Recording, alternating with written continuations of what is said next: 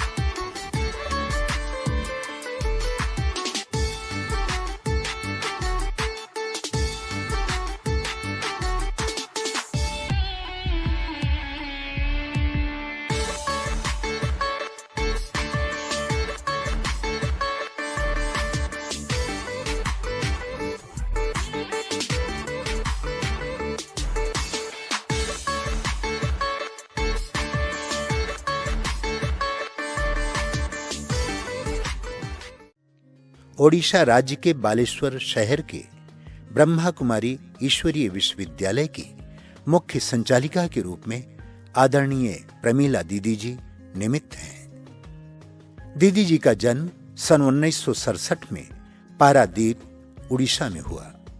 आप मृदुभाषी, सरल चित्त, स्नेही, ममतामयी, सर्व की सहयोगी हैं। परमात्मा की खोज में आपको सन 1979 में ईश्वरीय ज्ञान की प्राप्ति हुई। ज्ञान योग की धारणा करते हुए सन 1985 में संस्था के मुख्यालय माउंट आबू में अव्यक्त बाप दादा से आपने ईश्वरीय मिलन मनाया।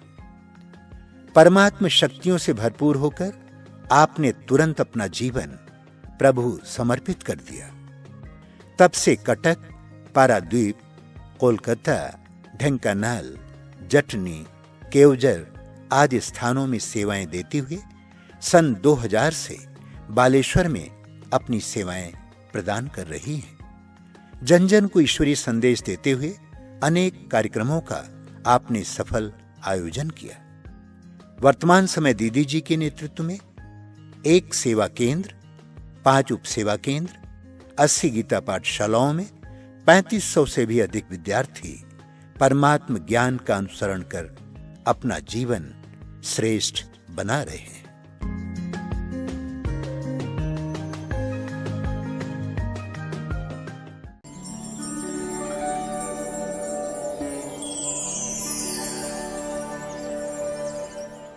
पहले से ही मुझे छोटे बचपन से ही मेरे भाई लोग जो है मुझे यही कहते थे कि तेरा कृष्ण जो है ना तुझे बुलाता है, तुम्हारा कृष्ण तुम्हारा फ्रेंड है। तो मैं फिर कृष्ण को बहुत अच्छी तरह से मानती हूँ और जगन्नाथ धाम होने के कारण जगन्नाथ का दूसरा नाम जो है कृष्ण है। मैं फिर जगन्नाथ जी को बहुत मान्यता देती थी बचपन से। पहले इतने छोटेपन से, जब मैं बाबा की ज्ञान नहीं था तब से मैंने जगन्नाथ के गीता पढ़ती थी और समझ में नहीं आता था तो भी मैं जैसे नियम के हिसाब से मैं गीता पढ़ती थी।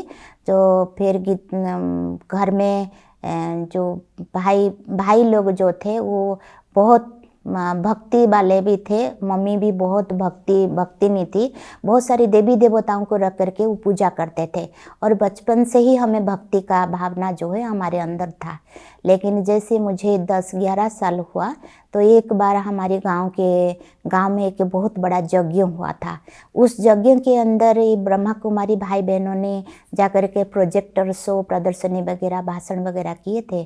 तो मुझे उनके जो प्रदर्शनी के अंदर, प्रोजेक्टर के अंदर मुझे ये चीज़ बहुत अच्छी लगी क्योंकि मैं पहले से ही कृष्ण को मानती थी। जैसे इसमें कहा गया कि नर से नारायण, नारी से श्री लक्ष्मी, तो मुझे लगा कि ये लोग जो है लक्ष्मी नारायण जहाँ रहते हैं ये लोग वहीं रहते हैं। तो मुझे लगा कि मैं भी उनके साथ चलूं और जाकर के मैं कृष्ण से मिलूं। तो मुझे भी बहुत भावना थी, मुझे कृष्ण से मिलने के लिए तमन्ना थी। तो मैंने धीरे धीरे, एक भाई हमारे घर के पास था जो बाबा की नॉलेज के बारे में उनको पता था। मैं उसके पास मिली तो उससे मुझे देखते ही कहा, तुम इतनी छोटी हो और तुम क्या करोगी? ठीक है, तुम्हें अगर उसके बारे में जानना है तो मैं एड्रेस देती हूँ, उस एड्रेस में तुम कॉरेस्पेंडेंस कोर्स जो किताब होता है वो तुम उसको मंगा करके अपने घर में पढ़ो। अगर तुम्हारी नॉलेज समझ में आ जाएगी तुम फिर जा कर के ब्रह्मा कुमारी आश्रम से मिलना बहनों से। तो मैं फिर उसके भाई से एड्रेस ली, तो एड्रेस ले करके मैं फिर कॉरेस्पेंडेंस कोर्स मंगवाई कटक से। तो मंगवा करके फिर उसको पढ़ा। तो पढ़ने के बाद मुझे तो इतना समझ में नहीं आता था क्योंकि मैं 10-11 साल की थी। तो उसके बाद फिर धीरे धीरे मैं एक रेगुलर जो नियम था, जो भी उसमें श्रीमत थी, वो सारी चीज़ों को हम पालन करते थे क्योंकि बचपन से हमारी जो खान पान है वो बहुत शुद्ध थी। मांस मछली नहीं खाते थे, लेकिन वैसे ही बहुत मान्यता थी, तो भक्ति करते थे। तो उसके बाद फिर हमने कॉरेस्पेंडेंस कोर्स किया, तो करके फिर बाबा की जो नियम था उस नियम के अनुसार चलने लगे। एक बार ऐसा हुआ बचपन में, एक भाई मेरे सर्विस करते थे पुरी के अंदर, तो पुरी जा रहे थे। तो मैंने पहले जगन्नाथ को बहुत मान्यता करती थी। मैंने कहा कि भैया मैं भी आपके साथ पुरी चलूं जगन्नाथ जी को दर्शन करने के लिए। तो उसने मुझे ले गई। तो ले करके उसने कहा कि तुम यही मंदिर में रहो और हम जा कर के ऑफिस होकर के आते फिर तुम्हें ले जाएंगे साथ में। तो मैंने फिर मंदिर से जा कर के ब्रह्मा कुमारी एड्रेस लिया था ब्रह्मा कुमारी आश्रम का। तो फिर वहाँ पर गए तो उनको बहनों को कहा कि मैं यहाँ रहना चाहती हूँ, आप मुझे रखो। लेकिन वो बहनों ने कहा आप तो इतनी छोटी हो, तो आश्रम पे इतनी छोटी बहनों को नहीं रखते हैं, आप अभी चले जाओ, जब बड़े हो जाओगे ना तब आ जाना। तो फिर वहाँ से मैं चली आई। तो आने के पश्चात फिर मुरली पढ़ी, तो पढ़ाई के बाद फिर +2 कर रहे थे। +2 के बाद हमारे घर में भाई लोग हमसे बहुत तंग हो गए थे कि देखो तुम इतने छोटेपन से क्या धर्म लगा रखी है, माताजी वगैरह, माताजी बनना चाहती हो, क्या ज़रूरत है तुम्हें माताजी बनना, नहीं हमें तुम्हें ब्रह्मा कुमारी आश्रम में नहीं छोड़ेंगे। तो एक बार ऐसा हुआ, तो हम +2 के एग्ज़ाम था, एग्ज़ाम के लिए हम तैयारी कर रहे थे। तो हमारी छोटा भाई, मैं मुरली पढ़ रही थी, रात को बैठ कर के मुरली पढ़ने के बाद फिर किताब पढ़ रही थी, मुरली पढ़ रही थी। मेरे ऊपर वाला जो भाई है वो आया, वो हमारे आकर के मेरी मुरली को लेकर के फाड़ दिया। उसने कहा तो सिर पर एग्ज़ाम है, तुम एग्ज़ाम का किताब ना पढ़ करके तुम क्या पढ़ रही हो। तो मेरे अंदर में ये बात जो बहुत लगी मुझे कि नहीं, मुझे पढ़ाई नहीं करनी है। और उसी दिन का उसी मुरली के अंदर ही था कि जो नौकरी टोकरी करना है, नौकरी मानना, टोकरी उठाना है। मुझे ये लगा कि मुझे ना पढ़ाई पढ़नी है, ना नौकरी करनी है, ना टोकरी उठाना है, मुझे बाबा की सेवा में लगना है। तो फिर मैं बाबा के घर के लिए हम छुप करके वहाँ चले गए थे। उससे पहले एक बार मैं कटक में आई थी। तो कटक में जब आई, छोटेपन से बहुत छोटी थी, तब आकर के हमने प्रदर्शनी वगैरह देखा। तो वहाँ पर एक भाई आकर के मेरे कान में कहा कि बहन यहाँ देखो, यहाँ भगवान पढ़ाते हैं और हम बच्चों को पढ़ा करके हमको नर से नारायण बनाते हैं। तो मैंने देखा कि यहाँ पर भगवान पढ़ाते, जैसे ब्रह्मा बाबा का चित्र को देखा तो मुझे लगा कि ब्रह्मा बाबा का चित्र आपने क्यों यहाँ पर रखा है। तो ब्रह्मा बाबा मुझे तो पता ही नहीं था, मैं तो बहुत छोटी थी। तो मैंने कहा उनको कि ये फोटो चित्र आपने यहाँ क्यों रखा है। तो भाई ने कहा कि आप उनको जानते हो। मैंने कहा हाँ, उनको तो मैं अच्छी तरह से जानती हूँ और मैंने उनसे मिला भी हूँ और मिला है, उनसे बहुत बातें भी की है और वो हमारे घर के पास है। मुझे ऐसा लगा कि जैसे मैं बाबा से बहुत बार मिल चुकी हूँ, उससे बात कर चुकी हूँ, उसके पास भी रह चुकी हूँ, बहुत ऐसा ही लगा। तो मैंने कहा आप ये बूढ़े का फोटो क्यों यहाँ पर लगाया। तो ना नहीं, ये बुढ़ा नहीं है, ये प्रजापिता ब्रह्मा है जिसके शरीर में परमात्मा आकर के हम बच्चों को यहाँ पढ़ाते हैं। तो मैंने कहा अच्छा ऐसे है। तो फिर उसी दिन से मेरे अंदर ये निश्चय पक्का हो गया कि यहाँ पर भगवान पढ़ाते हैं। और मुझे पढ़ाई के साथ साथ मुझे योग में भी बहुत रुचि रहा कि मुझे योग में और बाबा की जो पवित्रता है वो भी बहुत रुचि के साथ मैंने उसे पालन करने के लिए दृढ़ संकल्प लिया। फिर घर में आई, घर में आकर के जैसे एग्ज़ाम के समय ऐसी परिस्थिति क्रिएट हुई, उस समय मेरे अंदर ऐसा आया कि नहीं, मुझे और पढ़ाई नहीं पढ़नी है, मुझे बाबा की सेवा में लगना है। उसके बाद मैं छुप करके घर से किसी को नहीं बताया, तो बिल्कुल छुप करके चुपचाप मैं सहेली को बताया। सिर्फ मेरे सहेली एक उसको पता था और किसी को पता ही नहीं था। घर में एक चिट्ठी लिख दी कि चिट्ठी लिखी कि मैं जहाँ जा रही हूँ मुझे और नहीं ढूंढना, और मैं वहाँ से और वापस नहीं आऊँगी, आप लोगों मुझे ढूंढना नहीं। छुपा करके चिट्ठी को कहीं एक किताब के ऊपर रख करके, टेबल के ऊपर रख करके पे चली आई। तो फिर आ करके आश्रम में रही। तो जैसे हम आश्रम में आई तो हम बड़ी दीदी से मिली जो कटक सब जोन की अभी इंचार्ज है, तो कमलेश दीदी, हम उनसे मिली। तो जैसे हम बड़ी दीदी से मिली, जैसा लगा कि तो पहले से ही, उससे पहले मैं लौकिक में जब थी पहले से ही तो पिताजी गुजर गए थे, और उस समय 1 साल के पहले ही हमारा माँ जो है वो भी अचानक ही गुजर गई थी। तो उसके बाद मेरा लगा कि ये जैसे मेरी माँ है। तो मुझे इतना अपनापन महसूस हुआ और दीदी से मैं इतनी करीब, दिल की करीब रही, जो मुझे बहुत अच्छी लगी। दीदी की बातें मुझे अच्छी लगी, दीदी की पालनाएँ, दीदी की शिक्षाएँ, दीदी की हर चीज़ मुझे बहुत अच्छी लगी। तो दीदी की पालना, और दीदी की पालना में पलते हुए हमने पता ही नहीं चला हम लौकिक में है या अलौकिक में है। दीदी की इतनी पालना में हम पलते रहे, और उसी साल दीदी ने हमें मधुबन साथ में ले चले। हम बहुत छोटी थी उस समय, तो दीदी ने हमें साथ में मधुबन ले चले। तो मधुबन में जैसे जाकर के हमने पहुंचा तो हमें बहुत अच्छा लगा। तो मधुबन में पहले से ही मोहिनी दीदी, जैसे देखा मोहिनी दीदी बहुत प्यार करते थे, तो मोहिनी दीदी और बड़ी दादी सब बहुत अच्छे लगते थे। तो बड़ी दादी भी कहती थी, जब भी हमने दादी से मिलते थे या चंद्रमणि दादी से मिलते थे हमें बहुत अच्छा लगता था। शाम को जब जाते थे, रात को हम दादी के पास बैठते थे, दादी बहुत अच्छी अच्छी शिक्षाएं देती थी। तो दादी की प्रेरणा से हमें कैसे एकदम बड़ा दिल होकर के रहना है, खुले दिल होकर के रहना है, और पवित्रता धारणाएं कैसी पक्की करनी है, और अपनी स्थिति को कैसे मजबूत बनाना है, हर परिस्थिति के साथ अपनी सोच स्थिति को कैसे बजाय रखना है।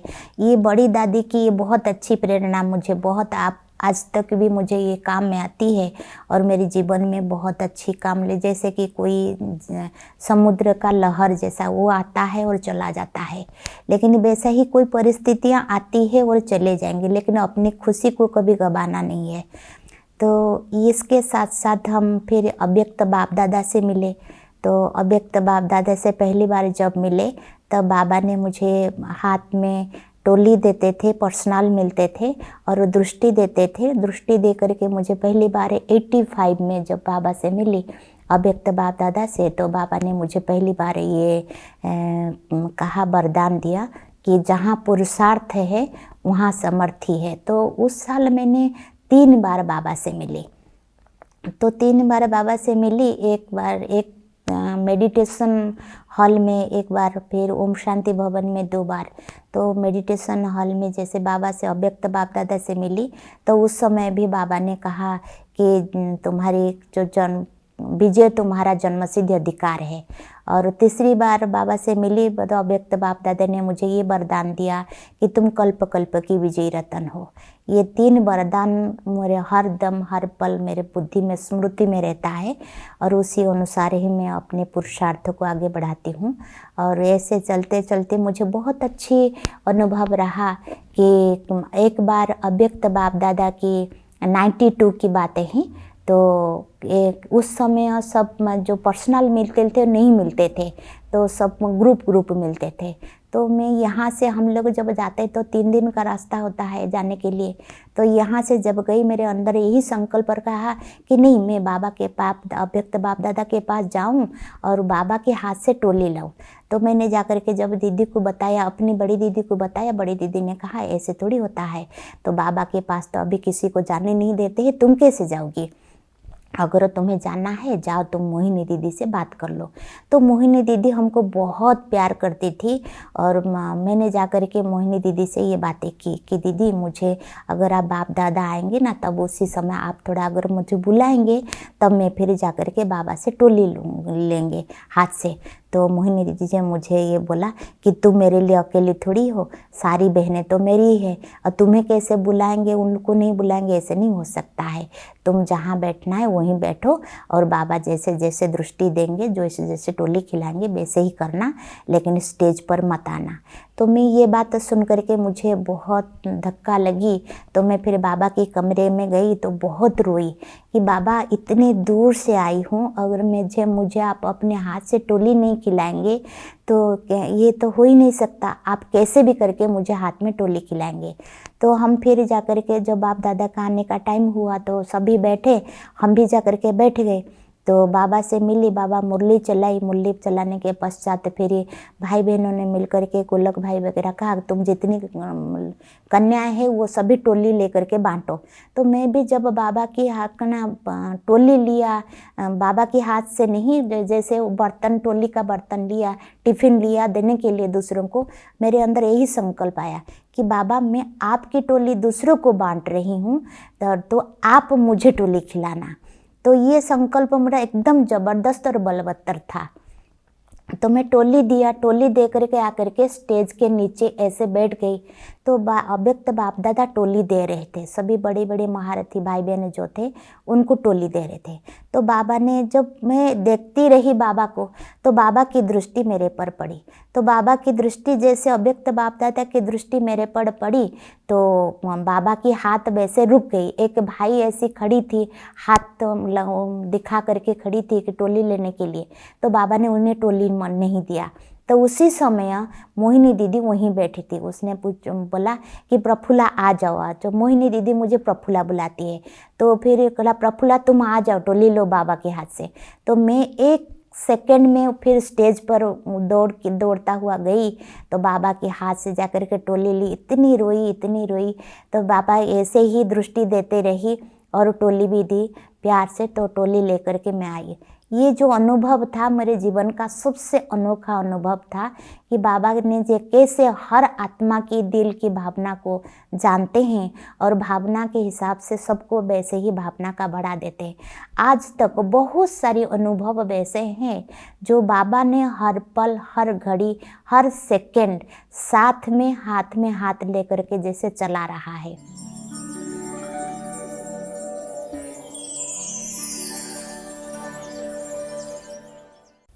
हम मधुबन अव्यक्त बाप दादा से मिलने के पश्चात हम फिर अपने जीवन का निर्णय लिया कि हमें वैसे ही पवित्र जीवन जीना है और बाबा की सेवाएं करनी है।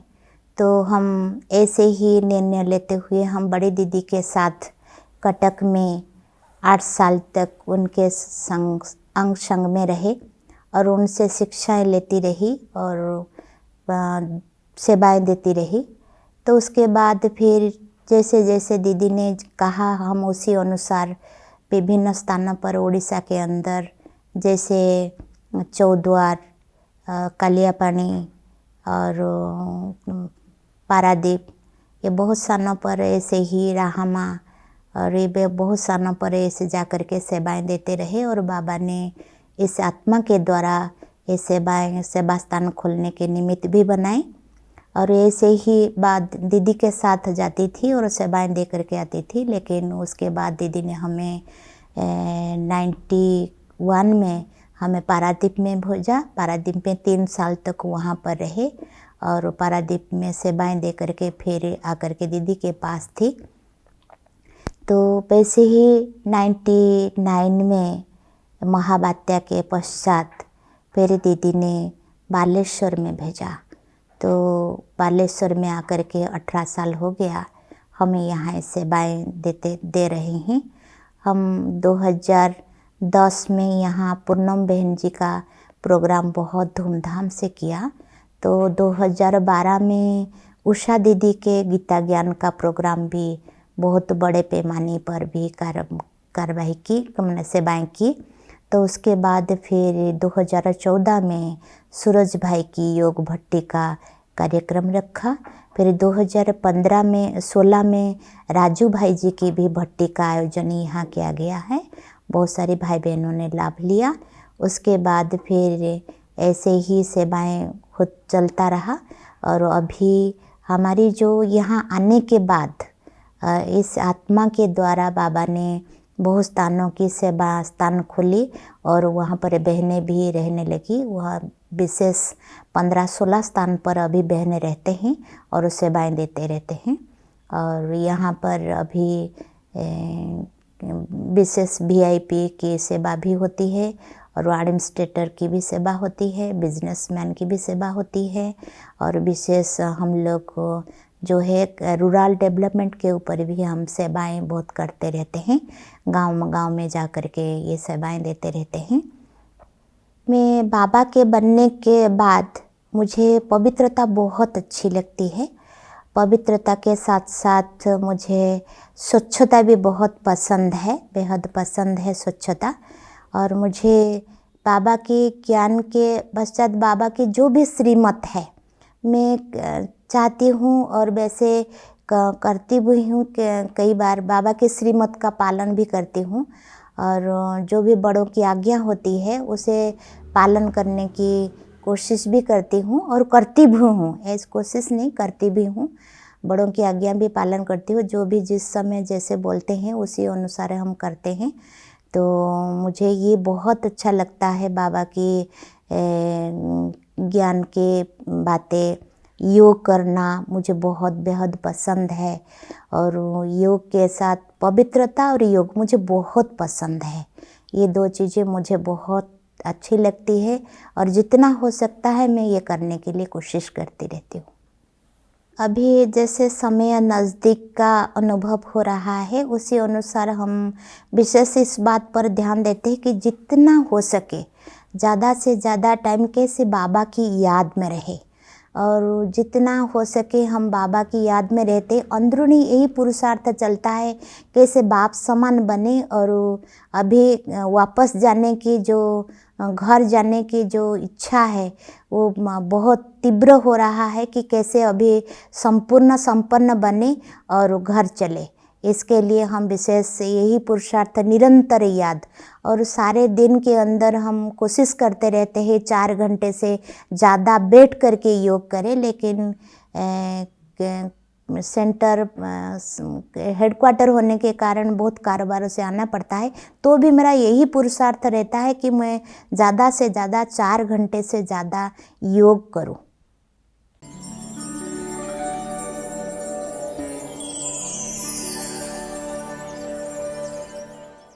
उनकी ऑलराउंडर, एक्टिव, पंक्चुअलिटी और समय से पहले एवर रेडी होना, हर कार्य भाषण कराना, हर काम में एक्टिव बनना, जो भी हमने सीखा है दीदी से ही सीखा है। खाना बनाना, खाना खिलाना, हर कार्य वो हमेशा आगे बढ़ाते हैं। हमेशा रमणीकता, हर्षित मुक्ता, गंभीरता, एडजस्ट होना, सबके साथ कैसे व्यवहार करना, हर कार्य हमेशा वो हाथ में हाथ देकर सिखाते हैं। जो दीदी का जो पवित्रता का वाइब्रेशन है, वो दीदी का जो पवित्रता का झलक है, हम लोग को बहुत इन्फेक्ट किया है। और हम इसी पवित्रता को जीवन जैसे देवता को पवित्रता का जो अपनाया, ऐसे है हम लोग जीवन में प्रत्यक्षता में दिखाएंगे के लिए हम लोग ऐसे ही जीवन को पलटाया और हम ज्ञान में ऐसे ही चल रहा है। मुझे दीदी से मिलके बहुत अच्छा लगा। उनके सबसे बेस्ट क्वालिटी मुझे रॉयल्टी का लगा। उनका कपड़ा पहनना, कैसे बिस्तर लगाना, हर चीज़ बहुत अच्छा लगा। उन्होंने मुझे चाल चलन सिखाया और कभी भी गलती कुछ हो जाता था तभी वो मुझे पास बिठा के बहुत प्यार से समझाते थे कि ऐसा नहीं करना, ऐसा करना है। और मुझे उनसे बहुत कुछ सीखने को मिला। जब भी बाबा की मुरली से कुछ समझ नहीं आता था, कुछ गहरी बात, तब मैं उनको जाके पर्सनली पूछती थी और मुझे बहुत प्यार से और विस्तार से मुझे बताते थे। और दीदी के अंदर इतनी पवित्रता की झलक है, जैसे देवियों के अंदर है, ऐसे दीदी को देखने से भी पता लग जाता है। और दीदी की साइलेंस की क्वालिटी इतनी अच्छी है, बहुत साइलेंस। दीदी जब साइलेंस करती है हमको लगता है जैसे हम भी साइलेंस में है।